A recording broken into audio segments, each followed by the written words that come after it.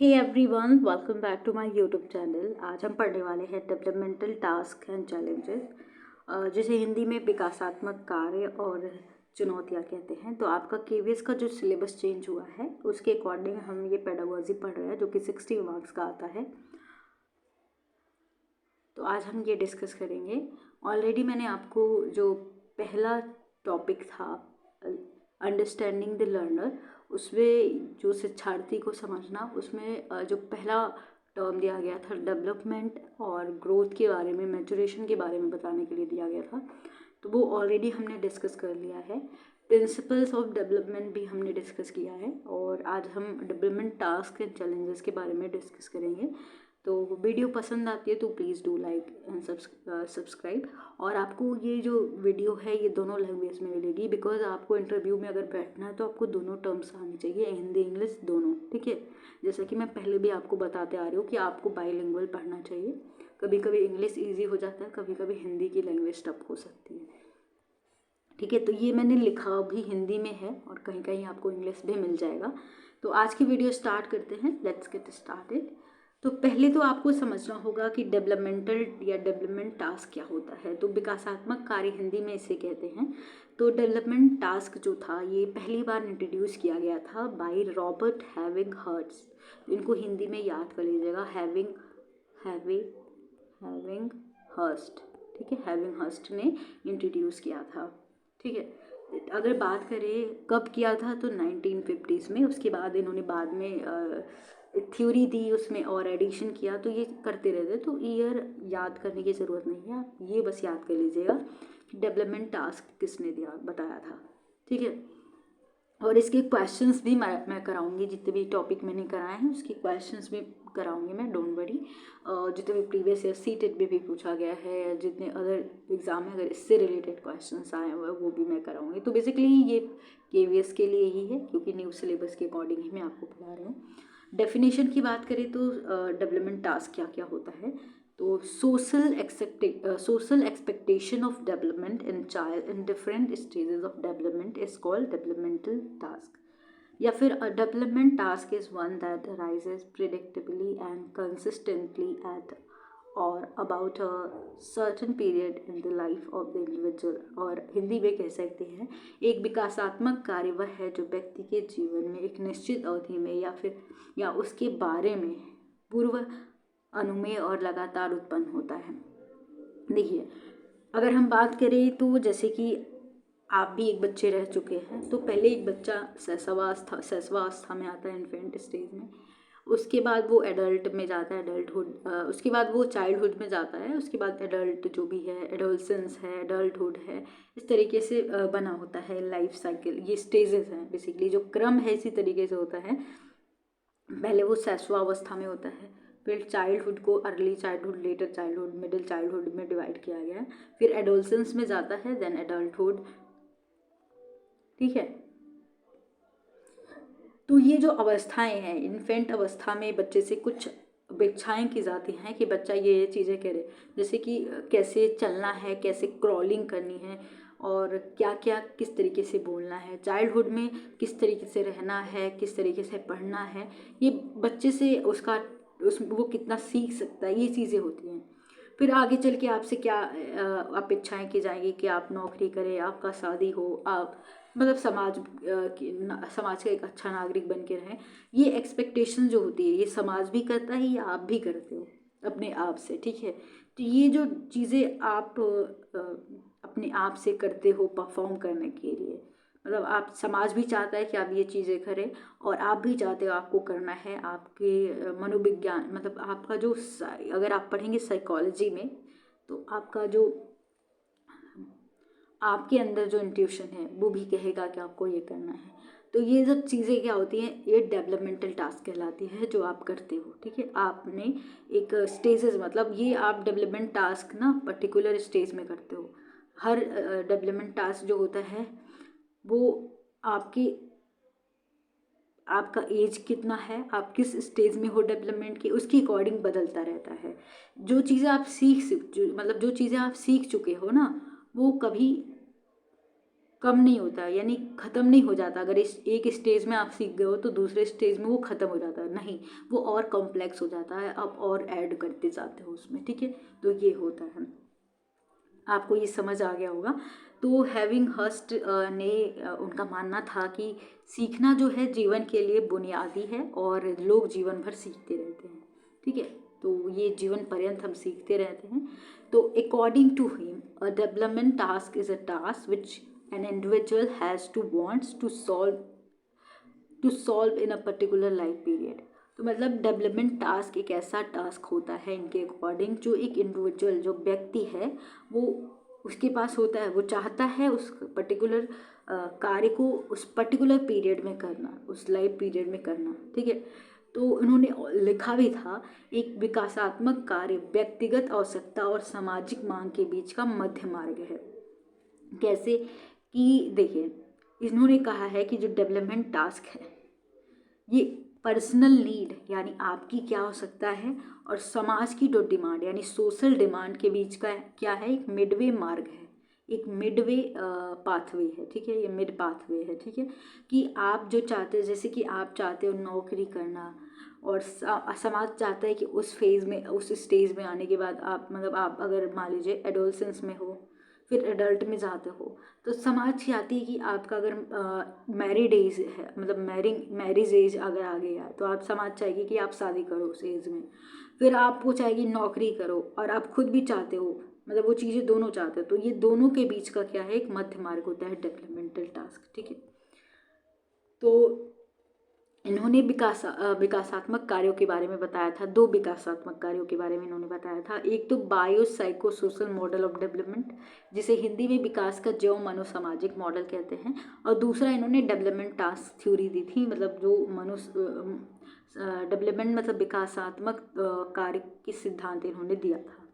तो इन्होंने जो पहली थ्योरी दी थी, जिसे हम बायो साइको सोशल मॉडल कहते हैं, मॉडल जो दिया था, सॉरी थ्योरी में, तो इन्होंने जैव मनोसामाजिक मॉडल जो दिया था, उसमें इन्होंने जो 3 मुद्दे बताए थे, इन्होंने इसमें बायोलॉजी बताई, जीव विज्ञान। सेकेंड जो मुद्दा इन्होंने बताया वो मनोविज्ञान बताया, और तीसरा इनका मुद्दा था सोशियोलॉजी यानी समाजशास्त्र। इसी तरीके से इन्होंने जो डेवलपमेंटल टास्क थ्योरी दी थी, डेवलपमेंटल कार्यों में 3 स्रोत बताए, 3 स्रोतों की पहचान की इन्होंने 1972 में, उसमें ऐड किया 3 सोर्स बताया था डेवलपमेंट टास्क को करने के, यानी हम डेवलपमेंट टास्क क्यों करते हैं। पहला तो एक बायोलॉजी, फिर मनोविज्ञान और समाजशास्त्र। तो अगर हम अगर बात करें, पहला सोर्स अगर हम देखें, तो पहला जो सोर्स था वो था जीव विज्ञान यानी बायोलॉजी। तो पहला कुछ कार्य मुख्य रूप से शारीरिक परिपक्वता यानी फिजिकल मैच्योरेशन पर आधारित होता है। जैसे कि जो पहला डेवलपमेंटल टास्क होता है वो फिजिकल मैच्योरेशन, जो कि बायोलॉजी के अंदर ही आता है, उस पर आधारित होता है। जैसे कि आप सीखते हो लर्निंग टू वॉक, किस तरीके से चलना है, लर्निंग टू टॉक, किस तरीके से बोलना है। और जब आप एडोलसेंस अवस्था में आ जाते हो यानी किशोरा अवस्था में आ जाते हो, तो जो आपकी अपोजिट लिंग है यानी अपोजिट सेक्स है, उनके साथ को स्वीकार करते हो कि आपके साथ एक लड़का है एक लड़की, आप साथ में बैठना सीख जाते हो। और फिर जब मिडिल एज आता है, मिडिल एज अराउंड 45 to 55, तो उस दौरान एक प्रवृत्ति का समायोजन के लिए आप, मतलब एक रजोनिवृत्ति के लिए समायोजन भी आप समझ जाते हो, मतलब मेनोपॉज कहते हैं। बेसिकली ये विमेन में होता है जब रिप्रोड्यूस करने की क्षमता ख़त्म हो जाती है, ठीक है। तो ये बायोलॉजी के अंदर आता है। तो इस चीज़ों को आप समझ लेते हो डेवलपमेंटल टास्क के दौरान, आप इसका मतलब इसमें समायोजन करते हो कि हाँ ये चीज़ें होती हैं इस पीरियड में, तो उसको एडजस्ट करते हो अपने आप को उसके अकॉर्डिंग। दूसरा जो मैंने बताया था उसमें मनोवैज्ञानिक था, मनोविज्ञान आता है। तो दूसरा विकासात्मक कार्यों का एक अन्य स्रोत है व्यक्तिगत मूल्यों, जो इंडिविजुअल वैल्यूज़ हैं, जो और जो आकांक्षाएँ हैं, जो आकांक्षाएँ मतलब एस्पिरेशन जो हैं, और वो शामिल होती है इसमें।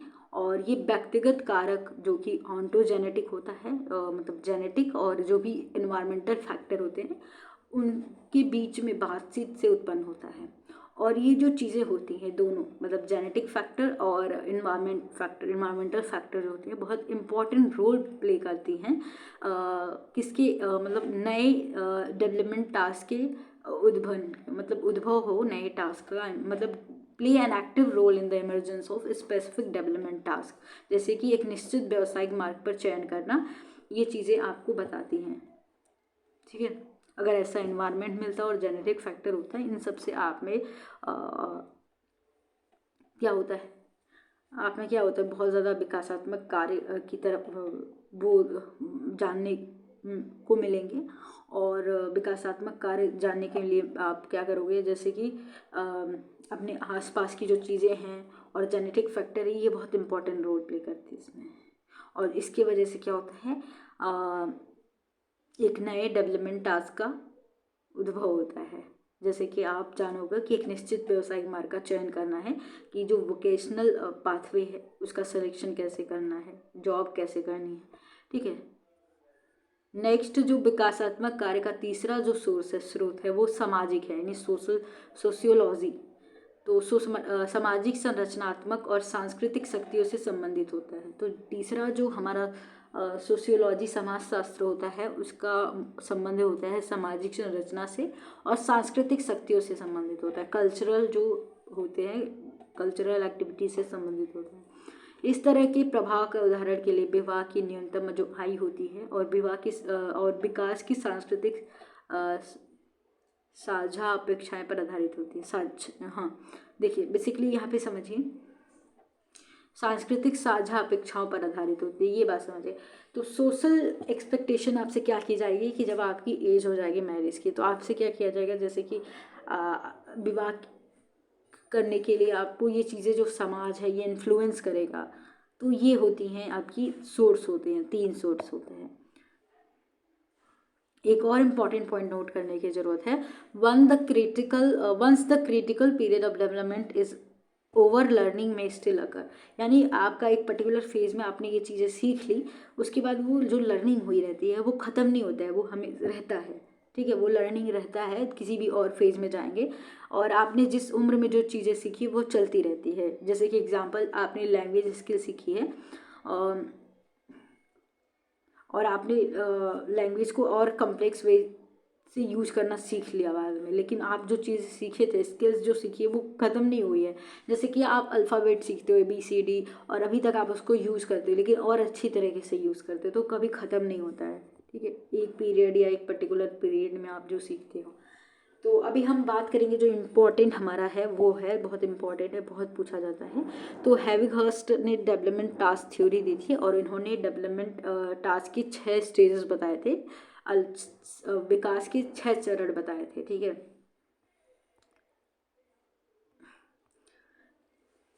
और विकास के इन्हीं चरणों में जो भी चुनौतियाँ आते हैं, जो भी चुनौतियाँ होती हैं, व्यक्ति को उससे गुजरना पड़ता है। इसीलिए यहाँ पे हमने डेवलपमेंटल टास्क और चैलेंजेस की बात करी है। तो ये जो चुनौतियाँ हैं, इनको व्यक्ति को पूरा करना होता है। तो पहला इन्होंने चरण बताया था इन्फेंसी एंड अर्ली चाइल्डहुड। ये बर्थ टू 6 ईयर के अंदर आता है, 6 साल की उम्र तक होता है।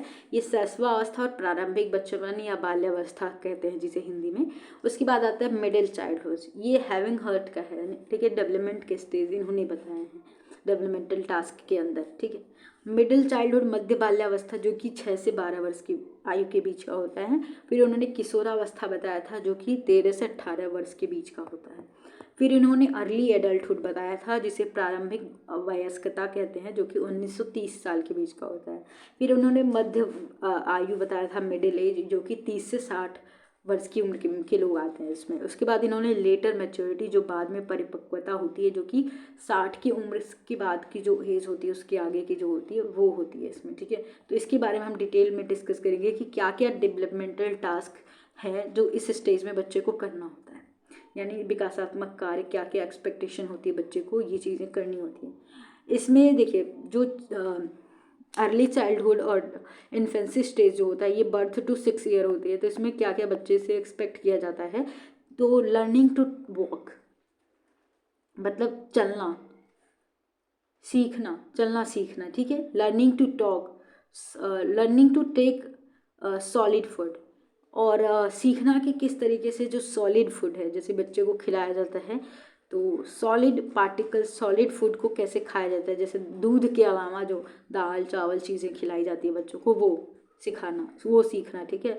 लर्निंग टू टॉक, और किस तरीके से बात करनी है वो सीखना होता है, ये चैलेंज होता है एक बच्चे के लिए, ठीक है। Learning to control the elimination of body wastage, यानी इसमें बच्चे को टॉयलेट ट्रेनिंग दी जाती है, और जो भी वेस्ट प्रोडक्ट होता है वो किस तरीके से सिखाया जाता है। आपने अपने घर में बच्चे देखे होंगे, आपके पेरेंट्स, मतलब आपका अगर छोटा भाई बहन रहा होगा, या फिर आपके दीदी के लड़के, आपके भैया के लड़के, जो भी है उसको देखा होगा, ये सब सिखाया जाता है कि किस तरीके से बाथरूम का यूज़ किया जाता है, किस तरीके से उसको टॉयलेट ट्रेनिंग दी जाती है।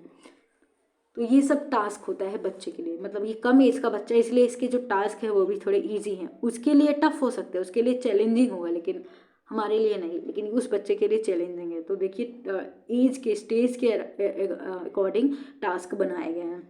Learning sex differences and sexual modesty, मतलब देखिए सेक्स डिफरेंसेस समझ आ जाना, सीखना कि लड़का लड़की का डिफरेंस होता है, इसकी भनक लग जाती है इनको। और यौन विनय सीखना, सेक्सुअल मॉडेस्टी सीखना, ठीक है। और forming concept and learning languages, और लैंग्वेज लर्निंग की जो कॉन्सेप्ट है उसको बनाना।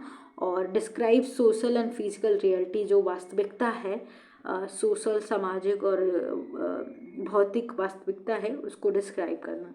गेटिंग रेडी टू रीड, और इसी उम्र में बच्चा रेडी हो जाता है पढ़ने के लिए, तो वो सब चीज़ें उनके बच्चों के लिए होती है जो कि इस एज में आते हैं।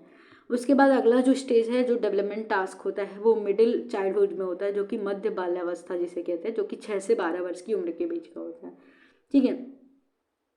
इसमें क्या है कि इसमें बच्चे से क्या क्या एक्सपेक्टेशन की जाती है, क्या क्या टास्क बच्चे को परफॉर्म करना होता है।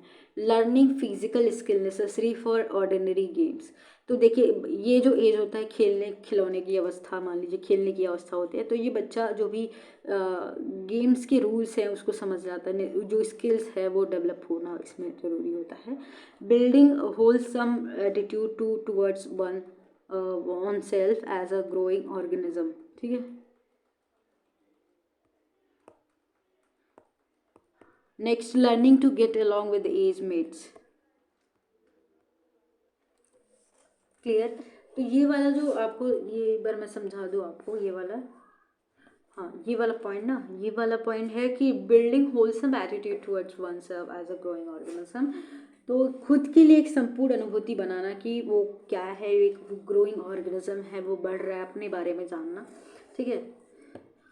और नेक्स्ट है learning to get along with age mates, यानी इस उम्र में क्या है, सीखना होता है कि बच्चों को अपने साथ वाले जो बच्चे होते हैं उनके साथ रहना, और मतलब वो अपने साथ, एक साथ के एज वाले बच्चों के साथ ज़्यादा रहना पसंद करते हैं, तो ये होता है। लर्निंग एन अप्रोप्रिएट मैस्कुलिन और फेमिनिन सोशल रोल, तो यहाँ पे बच्चे सीखते हैं कि जो मैस्कुलिन, जो फीमेल हैं, यानी लिंग के बारे में समझते हैं, कि रोल समझते हैं उनका, सोशल रोल जो सामाजिक दायित्व होता है उनको समझते हैं, कि जैसे अगर मम्मी घर पे काम कर रही हैं तो खाना बनाती हैं, और पापा ऑफिस जाते हैं, वो समझते हैं, ये चीज़ें समझते हैं, ठीक है। और यहीं पे अगर बच्चा ये समझ लेता है कि घर में औरतें खाना बनाती हैं और पापा बाहर काम करते, तो लड़के बाहर काम करते हैं। Developing fundamental skill in reading writing and calculating, बाकी ये जो फंडामेंटल स्किल होती है रीडिंग राइटिंग और मैथ्स के जो भी कैलकुलेटिंग रूल्स होते हैं उसको समझता है। Developing concepts necessary for everyday living, और जो भी कॉन्सेप्ट होता है, अवधारणाएं होती हैं जो डेली लाइफ के जीवन के लिए ज़रूरी होता है, उसको डेवलप करना होता है, ये टास्क है बच्चे के लिए। Developing conscience morality and skill of values, और यहाँ पे बच्चा विनम्र या विवेक सीखता है, मोरालिटी नैतिक विकास होता है, और वैल्यूज़ भी समझता है, ठीक है। और अचीविंग पर्सनल इंडिपेंडेंस, और यहाँ पे बच्चा इंडिपेंडेंस मतलब पर्सनल व्यक्तिगत स्वतंत्रता को भी अचीव करना चाहता है। और developing attitudes towards social group और इंस्टीट्यूशन, और जो भी उसके सोशल ग्रुप हैं उसमें वो भागीदारी करता है और चीज़ें शेयर करता है, ठीक है। तो ये कौन से एज में, मतलब ये कौन से स्टेज में होता है, ये जो टास्क दिए जाते हैं बच्चों को, तो ये सब किस में होता है, ये मिडिल या फिर हम लेटर चाइल्डहुड में कह सकते हैं जो इन्होंने बताया है। तो इसमें बच्चे को इस बच्चे से एक्सपेक्टेशन की जाती है कि वो नैतिक मूल्यों और विवेक की समझ हो, और जो भी प्रतिदिन उसके काम आने वाले जो संप्रत्यय हैं, कॉन्सेप्ट है, उसको उसकी समझ हो, पढ़ना लिखना समझ हो, और खुद के बारे में जानना हो, और सामाजिक जो समूह है, सोशल ग्रुप्स हैं, उन उनमें भागीदारी हो, मतलब जो भी अपने फ्रेंड सर्कल है उसमें शेयर करे अपनी बातें और उनका सम्मान करे। और इसमें बच्चे को व्यक्तिगत स्वतंत्रता की भावना की समझ आ जाती है। तो ये चीज़ें मैंने आपको बताई यहाँ पे, और कुछ पॉइंट्स नहीं है इसमें, ठीक है। नेक्स्ट अगर हम बात करेंगे तो डेवलपमेंटल टास्क जो है एडोलसेंस अवस्था में होती है, यानी किशोरावस्था में, जो कि 13 से 18 वर्ष के बीच में होता है। तो इसमें बच्चे से क्या क्या एक्सपेक्टेशन की जाती है और बच्चा खुद से क्या अपेक्षाएं करता है। Achieving new and more mature relations with age mates of both sexes. तो इसमें बच्चा चाहे वो मेल गर्ल हो या बॉयज़, दोनों के साथ फ्रेंडशिप करता है और बहुत गहरा रिश्ता बन जाता है। जैसे कि इसी एज में बच्चे क्या होते हैं, थोड़े से बहक जाते हैं और गर्लफ्रेंड बॉयफ्रेंड का भी सीन क्रिएट हो जाता है, निब्बा निब्बी समझ लीजिए। ओके, नेक्स्ट एंड इसमें जो बच्चे होते हैं अपनी फीलिंग्स भी शेयर करते हैं, एक खास दोस्त भी बनाते हैं जिसे वो सब कुछ बताते हैं जो अपने पेरेंट्स को नहीं बता सकते हैं। एंड अचीविंग अ मैस्कुलिन और फेमिनिन सोशल रोल भी समझ जाते हैं वो, ठीक है। Accepting one's physical body and keeping it healthy, और अपने बॉडी के बारे में जो उनकी बनावट है उसको समझते हैं और उसको मेंटेन करना भी जानते हैं, मेंटेन करना चाहते हैं, वो एकदम अच्छा फिगर वाला बनना चाहते हैं, बॉडी को मेंटेन करते हैं और हेल्दी डाइट न्यूट्रिशन वगैरह लेते हैं, समझ होती है इसमें बच्चे को। Expecting one's physical body and keeping it healthy, ये तो हो गया। बिकमिंग मोर सेल्फ सफिशिएंट और achieving emotional independence of parents and other adults.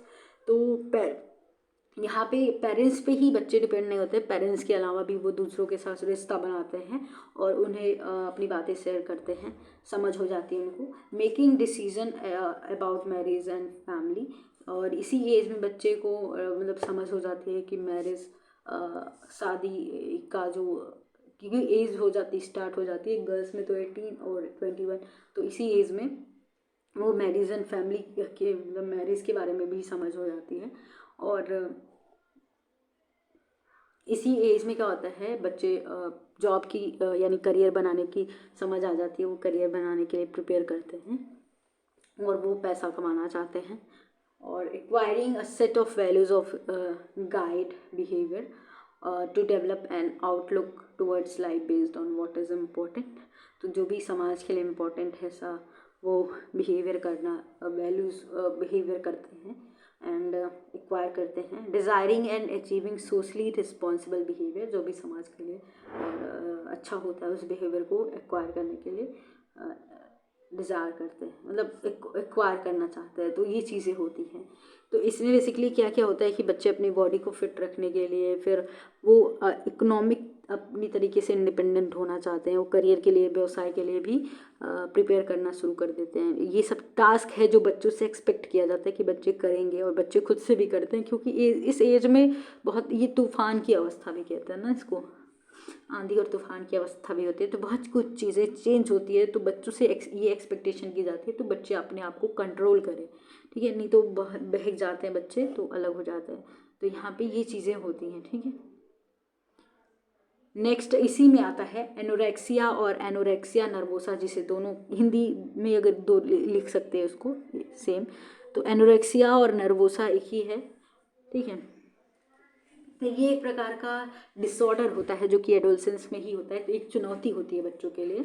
तो जैसे कि इस एज में क्या होता है कि जैसे कि ये ईटिंग डिसऑर्डर है, इसमें जो बच्चे होते हैं वो चाहते हैं कि वेट गेन ना करें, मतलब वजन बढ़ाना नहीं चाहते, सबको जीरो फिगर मॉडल जैसा बनना होता है, सबको पतला रहना है, वो उनको ऐसा लगता है कि वो मोटे रहेंगे तो लोग उनको पसंद नहीं करेंगे। तो ये जो माइंड कॉन्सेप्ट होता है वो डेवलप हो जाता है, और बच्चे क्या करते हैं, इसकी वजह से क्या करते हैं, वो ऐसी बॉडी नहीं चाहते हैं, इसके लिए वो क्या करते हैं, बहुत कम खाना शुरू कर देते हैं, यानी अपनी बॉडी के फिगर, यानी अपनी बॉडी को ज़्यादा, उनकी बॉडी ओवर वेट ना हो, ज़्यादा उनका वज़न ना बढ़े, इसकी वजह से, इस डर से वो बिल्कुल खाना ही छोड़ देते हैं, कभी कभी स्टारवेशन यानी बिना भूखे रह जाते हैं, और बहुत ज़्यादा एक्सरसाइज करते हैं। और इसकी वजह से क्या होता है, बहुत ये डिसऑर्डर है, बहुत अंडर वेट हो जाएगा उनका, बहुत कम वेट, नॉर्मल वेट से भी कम हो जाएगा इनको। तो अगर ये ट्रीटमेंट करना है जो कि आपका नॉर्मल वेट को गेन करना है, तो बच्चों को क्या करना चाहिए, बच्चों को टॉक थेरेपी देनी चाहिए, बच्चों से बातचीत करके उनकी हेल्प करनी चाहिए, ताकि उनका जो आत्मसम्मान है और बिहेवियरल चेंज है उसमें हेल्प मिले। ठीक है, बच्चों से बात करनी चाहिए और ट्रीटमेंट देनी चाहिए, मेडिकल ट्रीटमेंट, तो जिसमें आप उस बच्चे जो नॉर्मल वेट हैं, ज़्यादा पतले होने का जो ख्वाब देख रहे हैं कि समाज में पतले लोग ही लोग पसंद किए जाते हैं, तो वो जो कंसेप्ट है वो डेवलप ना हो बच्चों में। तो ये प्रकार का डिसऑर्डर होता है जो कि एक चैलेंज होता है इस एज में। अब आते हैं बुलीमिया, ये भी एक डिसऑर्डर होता है जो कि बच्चों में होता है जनरली, तो इसी एज के बच्चे में ज़्यादातर। तो ये एक सीरियस ईटिंग डिसऑर्डर होता है, और इसमें बच्चे बहुत ज़्यादा खाते हैं, लेकिन वो फिर बाद में पतला होना चाहते हैं ताकि वो वेट गेन ना करे, मतलब ज़्यादा वजन ना बढ़े, लेकिन खाते बहुत हैं। उसमें खाते नहीं थे, इसमें खाते हैं, लेकिन वजन भी नहीं बढ़ाना चाहते हैं, जो कि एक बहुत ही ये कह सकते हैं लाइफ थ्रेटनिंग डिसऑर्डर होता है, eating disorder. People with these condition being binge eat, मतलब बहुत ज़्यादा खाते हैं, लगातार खाते हैं इस कंडीशन में, और उसके बाद वो बहुत ज़्यादा अलग ही नेगेटिव स्टेप ले लेते हैं अपनी बॉडी से वेट को कम करने के लिए, ताकि वो जो बॉडी है उनकी ज़्यादा वेट गेन ना करे, ज़्यादा वजन ना बढ़े। तो उसके लिए वो वॉमिटिंग करते हैं, उल्टियाँ करते हैं किसी न किसी तरीके से, और बहुत ज़्यादा एक्सरसाइज करते हैं, बहुत ज़्यादा करते हैं, या फिर उसके बाद फास्टिंग भी करना शुरू कर देंगे, पहले खाएंगे फिर फास्टिंग करेंगे, जो कि क्या करता है उनको बहुत वीक बना सकता है, बहुत ख़राब होता है, एक डिसऑर्डर होता है जो लाइफ थ्रेटनिंग डिसऑर्डर हो सकता है।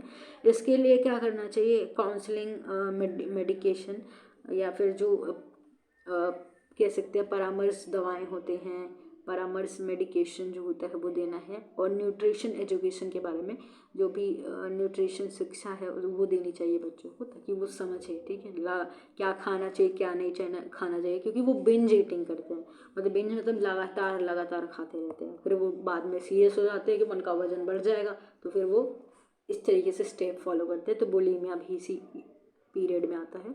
नेक्स्ट अगर हम बात करेंगे तो डेवलपमेंट टास्क जो होता है अर्ली एडल्टहुड में क्या होता है, यानी अर्ली एडल्टहुड के बारे में मैंने बताया था, प्रारंभिक वयस्क अवस्था। तो ये जो एज होती है वो 90 to 30 ईयर्स की होती है। इसमें बच्चों से ये एक्सपेक्टेशन की जाती है कि आप अपने साथी जो भी आप जिससे शादी करना चाहते हो, सेलेक्टिंग अ मेट, ठीक है, सिलेक्शन करना होता है। Learning to live with the partner, आपके साथ एक नया मेंबर जुड़ जाता है, उसके साथ रहना सीखना होता है। स्टार्टिंग ऑफ फैमिली, इसके बाद आपके बच्चे होंगे तो उसके बच्चे बनाना, मतलब बच्चे करना होता है, ये चीज़ें होती हैं। फिर रियरिंग चिल्ड्रन, बच्चे को पालना, ठीक है, तो ये चीज़ें आप उसके एज में आपको एडजस्ट करनी पड़ती है। तो ये डेवलपमेंटल टास्क होता है कि आप इस एज में कितने डेवलप हुए हो, तो ये आपको ये टास्क करना होता है कि आपको क्या करना होगा, आपके बच्चे उनकी टेक केयर करनी होगी, आपको अपना घर संभालना होगा। ठीक है, अगर आप जेंट्स हो लेडीज़ हो जो भी हो, तो आप सभी को ये करना है, इसमें एज नहीं है। स्टार्टिंग एंड ऑक्यूपेशन, आपको एक व्यवसाय भी करना है। एज्यूमिंग सिविक रिस्पॉन्सिबिलिटी, आपको नागरिक जो दायित्व है उसको भी पूरा करना है।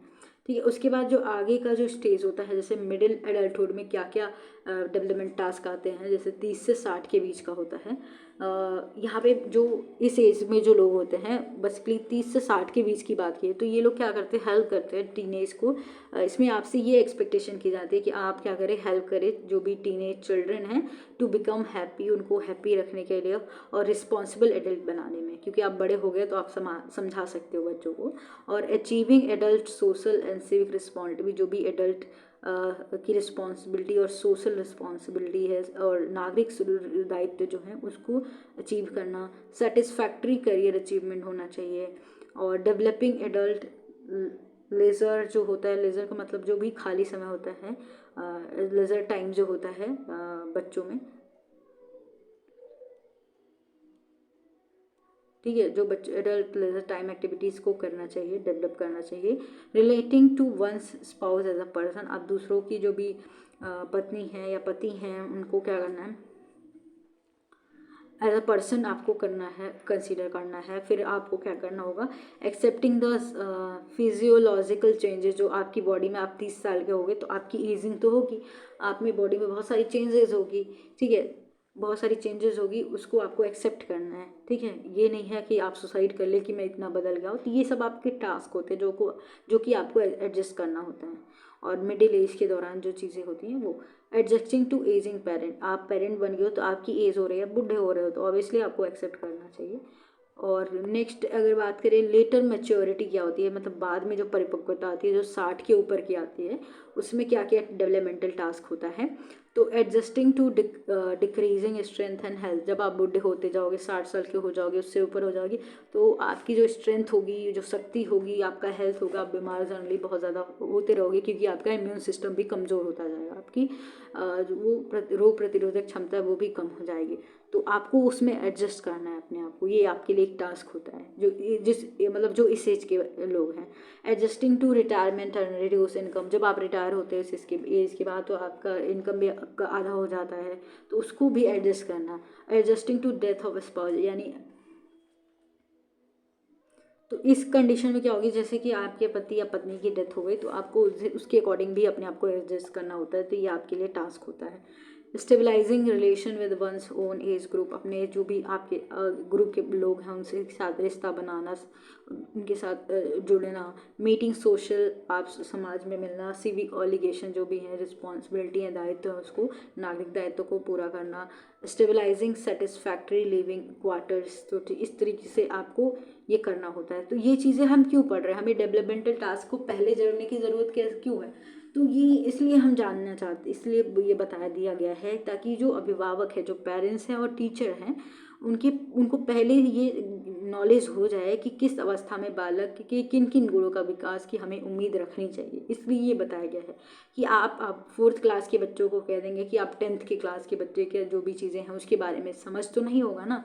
जब वो 4th क्लास के उस एज के बच्चे से आप क्या क्या एक्सपेक्टेशन करते हो, इसीलिए बता दिया, ये पहले बना के दे दिया गया है कि आप ये चीज़ें उस उम्र के बच्चे से रखें, यानी कौन से गुण विकास होंगे, कौन से गुणों का विकास होगा, वो आप उम्मीद रखनी चाहिए इस चीज़ का। फिर आगामी विकास में सहायक होता है, माता पिता के निर्देशन में भी सहायक होता है, और समायोजन में भी सहायक होता है। तो इसलिए हम ये पढ़ रहे हैं, ठीक है।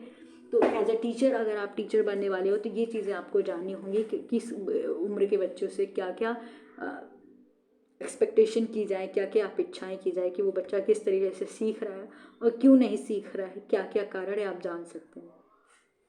तो आई होप आपके लिए वीडियो हेल्पफुल रही होगी, और अभी तक आपने चैनल को सब्सक्राइब नहीं किया है तो please do like share and subscribe.